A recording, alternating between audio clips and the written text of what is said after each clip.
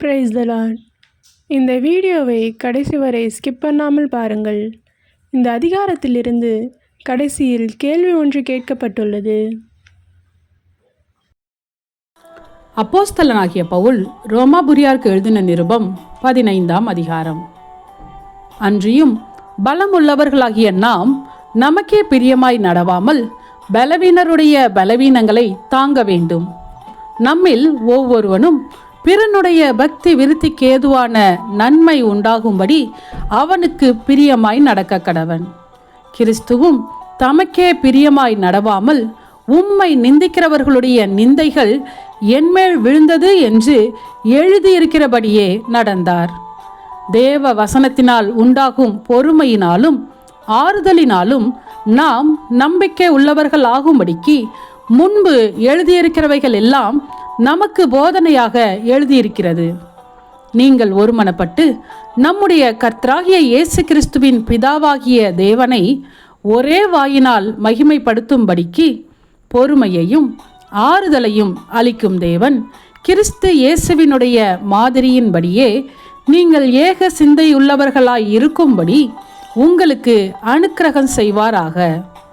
ஆதலால் தேவனுக்கு மகிமை உண்டாக கிறிஸ்து நம்மை ஏற்றுக்கொண்டது போல நீங்களும் ஒருவரையொருவர் ஏற்றுக்கொள்ளுங்கள்.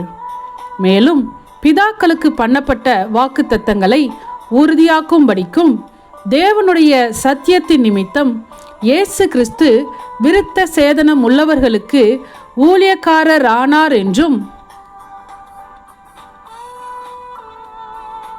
புறஜாதியாரும் இரக்கம் பெற்றது நிமித்தம் தேவனை மகிமைப்படுத்துகிறார்கள் என்றும் சொல்லுகிறேன். அந்தபடி இது நிமித்தம் நான் புறஜாதிகளுக்குள்ளே உம்மை அறிக்கை பண்ணி உம்முடைய நாமத்தை சொல்லி சங்கீதம் பாடுவேன் என்று எழுதியிருக்கிறது. மேலும் புறஜாதிகளே, அவருடைய ஜனங்களோட கூட கலிகூறுங்கள் என்கிறார். மேலும் புறஜாதிகளே, எல்லாரும் கர்த்தரை துதியுங்கள், ஜனங்களே எல்லாரும் அவரை புகழுங்கள் என்றும் சொல்லுகிறார். மேலும் ஈசாயின் வேரும் புறஜாதியாரை ஆளும்படிக்கு எழும்புகிறவரும் ஆகிய ஒருவர் தோன்றுவார். அவரிடத்தில் புறஜாதியார் நம்பிக்கை வைப்பார்கள் என்று ஏசாயா சொல்லுகிறான். பரிசுத்த ஆவியின் பலத்தினாலே உங்களுக்கு நம்பிக்கை பெருகும்படிக்கு நம்பிக்கையின் தேவன் விசுவாசத்தினால் உண்டாகும் எல்லாவித சந்தோஷத்தினாலும் சமாதானத்தினாலும் உங்களை நிரப்புவாராக. என் சகோதரரே, நீங்கள் நற்குணத்தினால் நிறைந்தவர்களும் சகல அறிவினாலும் நிரப்பப்பட்டவர்களும் ஒருவருக்கொருவர் புத்தி சொல்ல வல்லவர்களுமாய் இருக்கிறீர்கள் என்று நானும் உங்களை குறித்து நிச்சயித்திருக்கிறேன். அப்படி இருந்தும் சகோதரரே, புறஜாதியாராகிய பலி பரிசுத்த ஆவியினாலே பரிசுத்தமாக்கப்பட்டு தேவனுக்கு பிரியமான பலியாகும்படிக்கு நான் தேவனுடைய சுவிசேஷ ஊழியத்தை நடத்தும் ஆசாரியனாய் இருந்து புறஜாதிகளுக்கு இயேசு கிறிஸ்துவினுடைய ஊழியக்காரன் ஆகும் பொருட்டு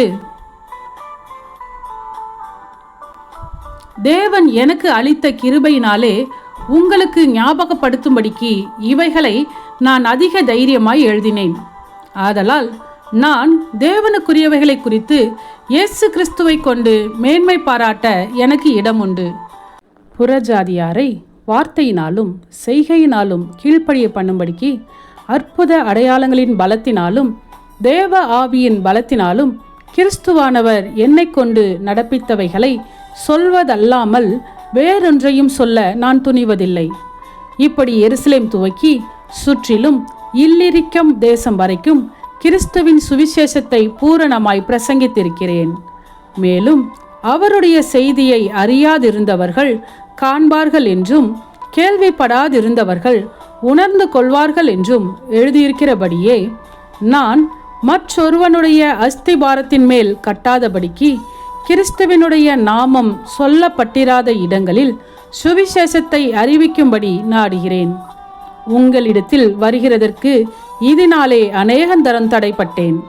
இப்பொழுது இந்த திசைகளிலே எனக்கு இடமில்லாதபடியினாலும் உங்களிடத்தில் வரும்படி அநேக வருஷமாய் எனக்கு மிகுந்த விருப்பம் உண்டாயிருக்கிறபடியினாலும் நான் ஸ்பானியா தேசத்திற்கு பிரயாணம் பண்ணுகையில் உங்களிடத்தில் வந்து உங்களை கண்டுகொள்ளவும் உங்களிடத்தில் சற்று திருப்தி அடைந்த பின்பு அவ்விடத்திற்கு உங்களால் வழிவிட்டனுப்பப்படவும் எனக்கு சமயம் கிடைக்கும் என்று நம்பியிருக்கிறேன். இப்பொழுதோ பரிசுத்தவான்களுக்கு உதவி செய்யும் காரியமாக நான் எருசலேமுக்கு பிரயாணம் பண்ண எத்தனமாய் இருக்கிறேன். மக்கெதோனியாவிலும் அகாயாவிலும் உள்ளவர்கள் எருசலேமில் உள்ள பரிசுத்தவான்களுக்குள்ளே இருக்கிற தரித்திரருக்காக சில பொருள் சகாயம் செய்ய விருப்பம் கொண்டிருக்கிறார்கள். இப்படி செய்வது நல்லதென்று எண்ணினார்கள்.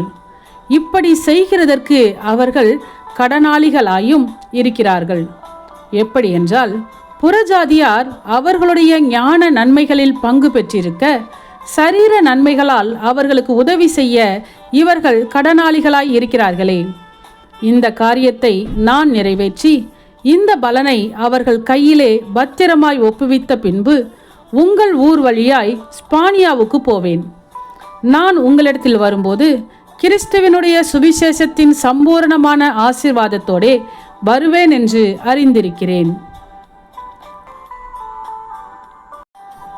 மேலும் சகோதரரே, தேவ சித்தத்தினாலே நான் சந்தோஷத்துடனே உங்களிடத்தில் வந்து உங்களோடு இளைப்பாறும்படியாக யூதேயாவில் இருக்கிற அவ்விசுவாசிகளுக்கு நான் தப்புவிக்கப்படும்படிக்கும் நான் எருசலேமில் உள்ள பரிசுத்தவான்களுக்கு செய்ய போகிற தர்ம சகாயம் அவர்களால் அங்கீகரிக்கப்படும்படிக்கும் நீங்கள் தேவனை நோக்கி செய்யும் ஜெபங்களில் நான் போராடுவது போல நீங்களும் என்னோடு கூட போராட வேண்டும் என்று நம்முடைய கர்த்தராகிய இயேசு கிறிஸ்துவின் நிமித்தமும் ஆவியானவருடைய அன்பின் நிமித்தமும் உங்களை வேண்டிக் கொள்கிறேன். சமாதானத்தின் தேவன் உங்கள் அனைவரோடும் கூட இருப்பாராக. ஆமேன்.